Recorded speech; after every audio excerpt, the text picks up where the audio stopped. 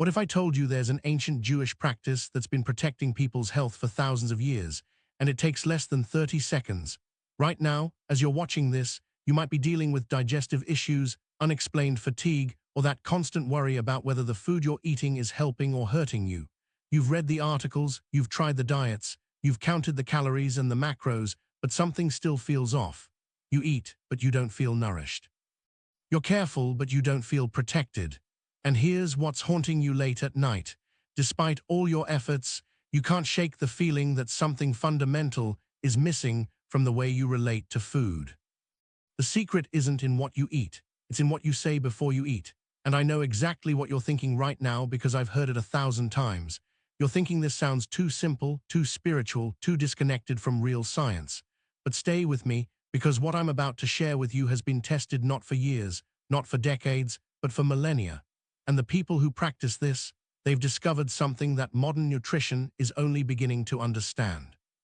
But before we go any further, I need you to do something for me right now. If you want to learn this powerful blessing that has the potential to transform every single meal you eat for the rest of your life, type the word Baruch in the comments. Just those 6 letters. And smash that like button, because this video needs to reach everyone who's been struggling with their relationship with food, with health, with the constant anxiety of whether they're doing enough to take care of their bodies. This isn't just information. This is a key that's been hiding in plain sight. Now let me take you back thousands of years to a practice that every Jewish person knows from childhood, but whose depth most people, even those who practice it, have never fully grasped. In Jewish tradition, there's this concept called brachot, which means blessings. And here's what you need to understand. These aren't just words of gratitude. They're not just a nice way to say thank you before dinner. The ancient rabbis understood something profound, something that would sound radical even today. They taught that eating food without a blessing is like taking something that doesn't belong to you. It's like stealing from the divine source of all creation. Think about that for a moment. Every piece of food in front of you, every grain of rice, every vegetable, every slice of bread, it all came from somewhere beyond you. The sun had to shine, the rain had to fall, the soil had to be fertile, seeds had to break open in darkness, farmers had to labor, seasons had to turn, an entire universe had to conspire for that food to arrive on your plate. And when you just grab it and consume it without acknowledgement, without consciousness, without intention, you're treating a miracle like it's mundane. You're taking something sacred and making it ordinary. But here's where it gets really interesting, and this is where most people's minds start to open. There's a specific blessing for bread called the hamotzi, and it's been recited over billions of meals throughout history.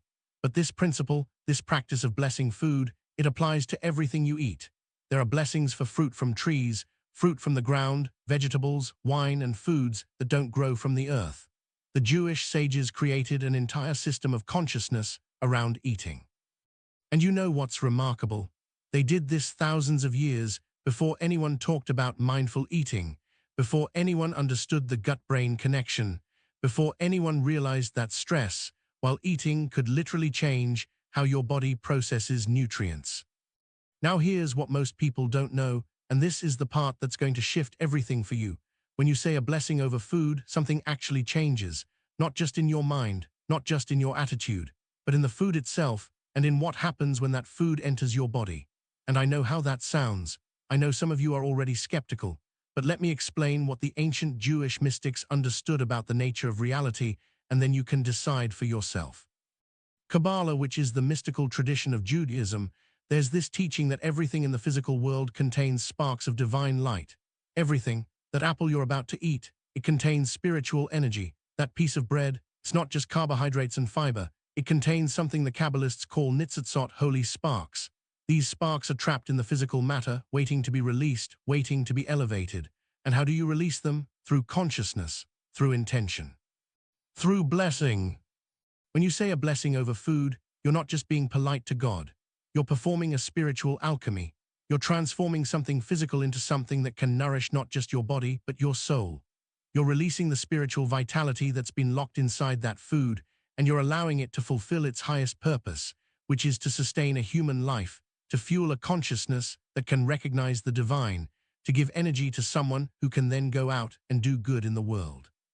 Rabbi Nachman of Breslov, one of the great Hasidic masters, taught something that will blow your mind. He said that the consciousness you have while eating determines what that food becomes inside your body. Think about that.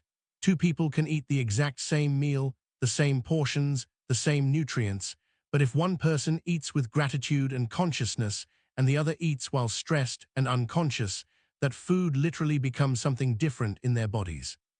Your state of mind while eating is as important as what you're eating. And here's where ancient wisdom meets modern science in the most beautiful way. We now know that when you're stressed, your body releases cortisol, your digestion slows down, your body goes into fight-or-flight mode, and guess what? In fight-or-flight mode, your body isn't prioritizing digestion, it's prioritizing survival. Blood flow moves away from your digestive system to your muscles. Your stomach acid production changes. The beneficial bacteria in your gut become disrupted. You could be eating the healthiest meal in the world, but if you're eating it while anxious, while scrolling through bad news, while arguing with someone, your body cannot properly absorb those nutrients. But when you pause, even for 30 seconds, and you say a blessing, something shifts. Your nervous system receives a signal. This is safe. This is good. This is a moment of gratitude, not a moment of threat. Your body relaxes. Your parasympathetic nervous system activates. This is the rest and digest mode. Blood flow returns to your digestive organs. Stomach acid balances. Enzymes release properly. Your gut bacteria flourish. The exact same food now becomes medicine instead of just fuel. The Jewish blessing for bread, the hamotzi, goes like this, and I want you to really listen to these words. Baruch atah Adonai, Eloheinu melech haolam, hamotzi lechem min haaretz. In English it means, blessed are you, Lord our God, King of the universe, who brings forth bread from the earth. Now notice something crucial here. It doesn't say who brought forth bread, past tense. It says who brings forth bread, present tense. Right now, in this moment, the creative force of the universe is bringing bread from the earth. The miracle isn't just that bread exists. The miracle is that it's happening right now, for you, in this moment. And here's what the blessing does on a practical level that you can apply immediately, even if you've never said a Jewish blessing in your life. First, it creates mindfulness. You cannot rush through a blessing. You have to stop.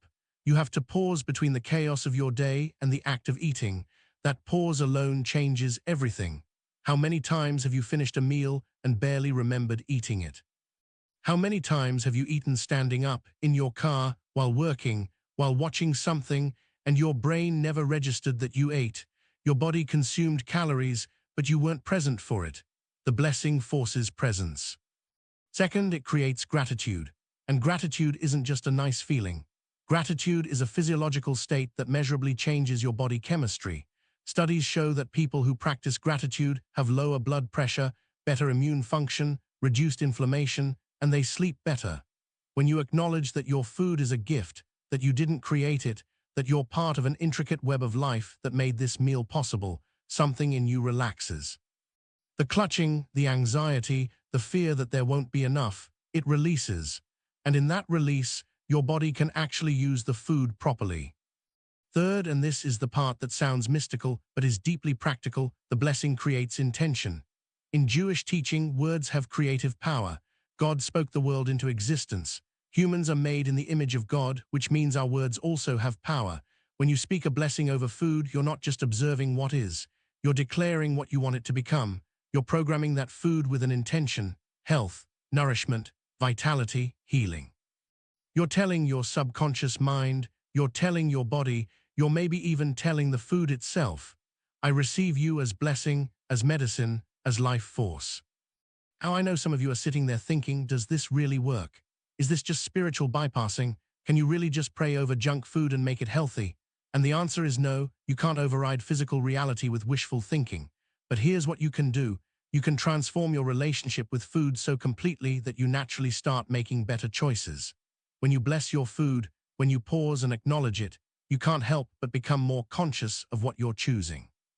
It becomes harder to mindlessly grab processed garbage when you know you're going to have to stop and bless it first. The practice itself becomes a filter. And here's something I bet is true about your life right now, and tell me in the comments if I'm right. You worry about food constantly. You second-guess your choices. You read conflicting information about what's healthy and what's not. One expert says this, another says that. You're tired of the confusion. You're tired of the guilt. You're tired of feeling like you're doing it wrong. And the beautiful thing about this ancient practice is that it takes you out of that mental prison. It says, whatever food is in front of you right now, if you receive it with consciousness and gratitude, if you elevate it with blessing, it can serve you. You're no longer at war with your meals. You're in partnership with them. There's a story in the Talmud that most people have never heard, but it's going to change how you see every meal for the rest of your life. The rabbis were debating the nature of blessings, and one of them made a shocking statement. He said that a person who enjoys anything in this world without a blessing, it's as if they've robbed from God and from the community of Israel. Robbed, that's a strong word, but think about what it means. When you take without acknowledging, when you consume without consciousness, you're taking the sacred and treating it as if it's yours by right, as if the universe owes you sustenance, as if you're not part of an interconnected web of blessing and responsibility. But here's the deeper layer that the Kabbalists understood, and this is where it gets really profound. Food isn't just physical matter that happens to keep you alive. According to Jewish mysticism, everything in creation fell from a higher spiritual state into physicality. Those holy sparks I mentioned earlier, they're trapped in a kind of exile, waiting for you to liberate them. And the method of liberation is consciousness. When you eat an apple with a blessing, with awareness, with the intention to use the energy from that apple to do good in the world, you're literally redeeming that apple's soul. You're completing its purpose.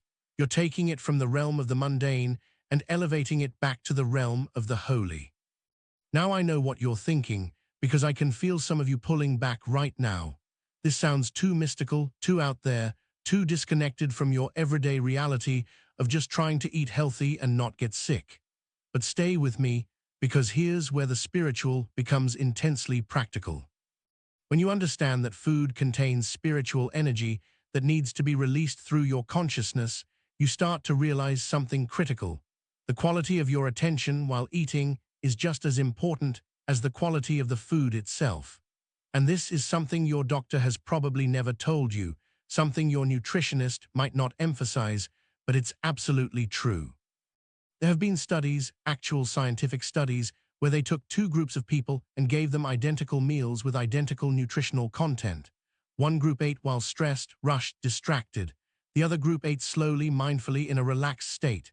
And you know what they found? The group that ate mindfully showed better nutrient absorption, better blood sugar regulation, and reported feeling more satisfied with less food. Same meal, different consciousness, different results.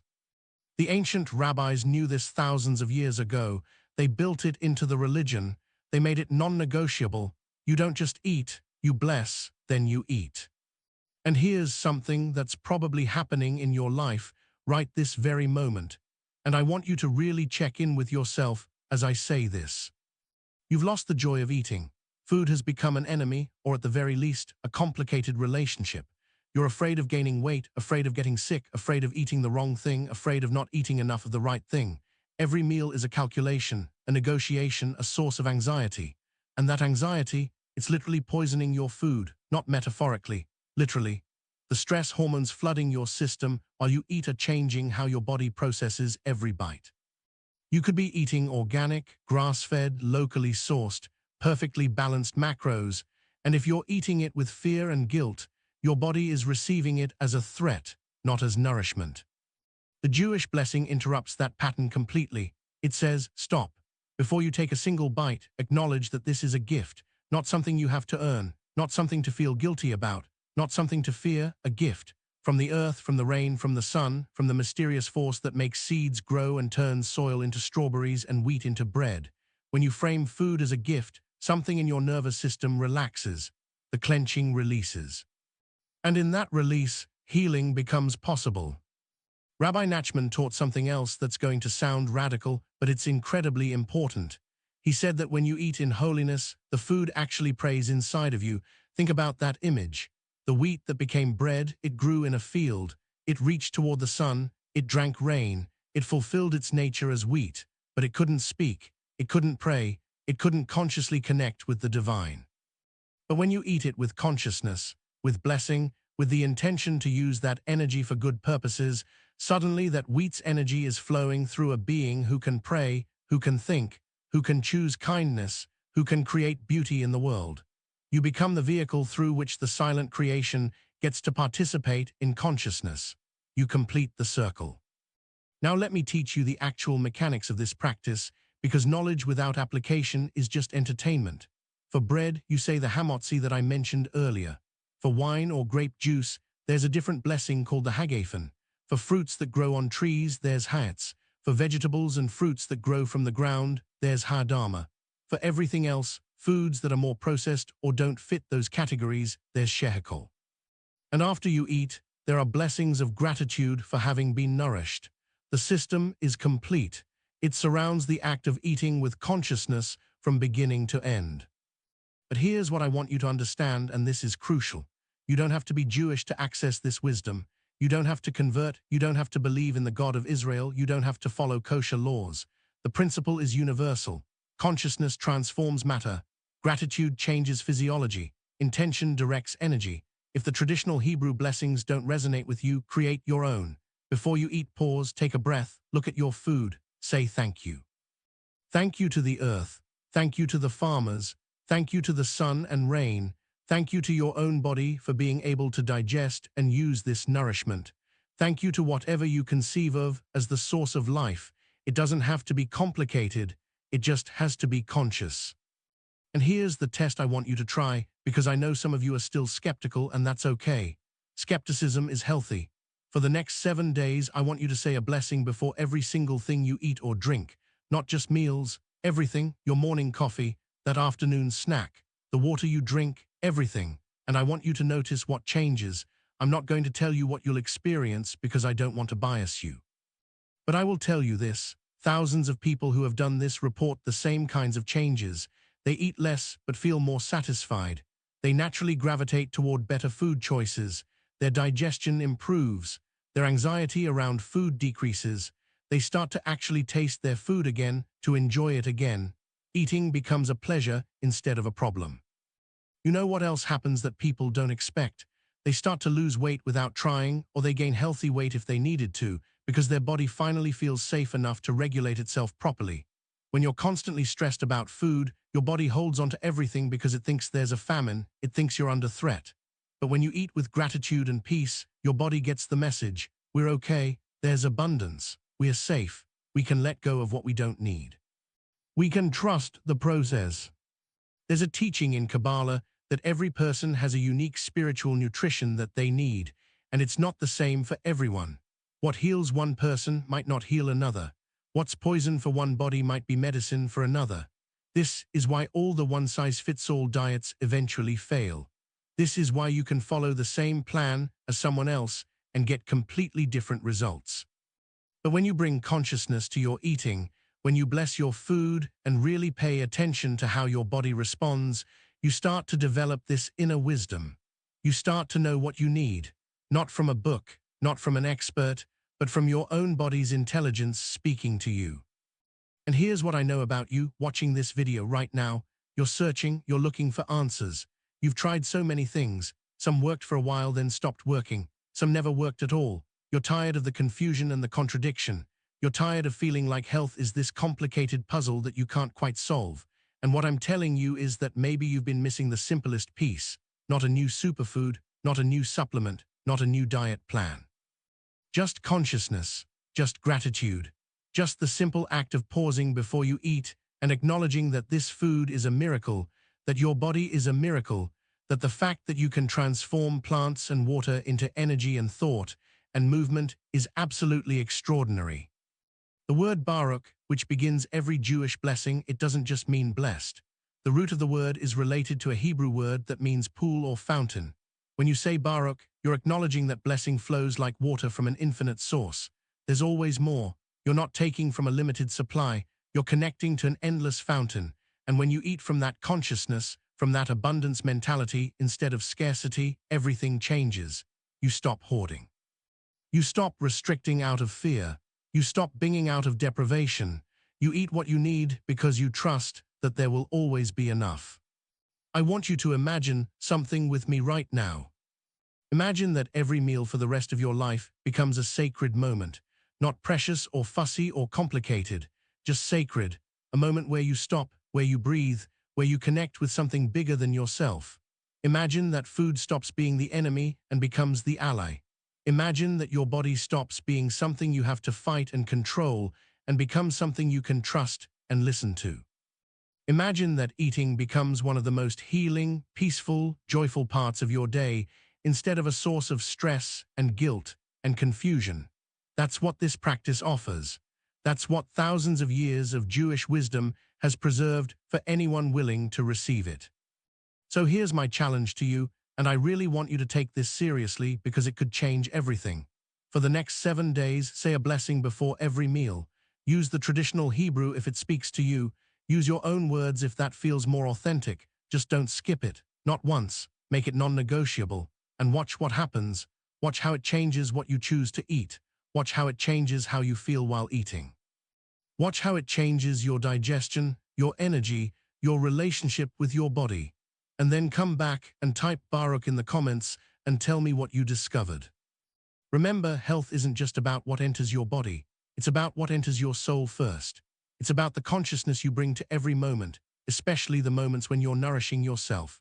The ancient rabbis understood something that we're only beginning to remember in our modern world, that everything is connected, that spirit and body aren't separate, that the way you eat is a reflection of how you live, and how you live is a reflection of what you believe about the nature of reality itself.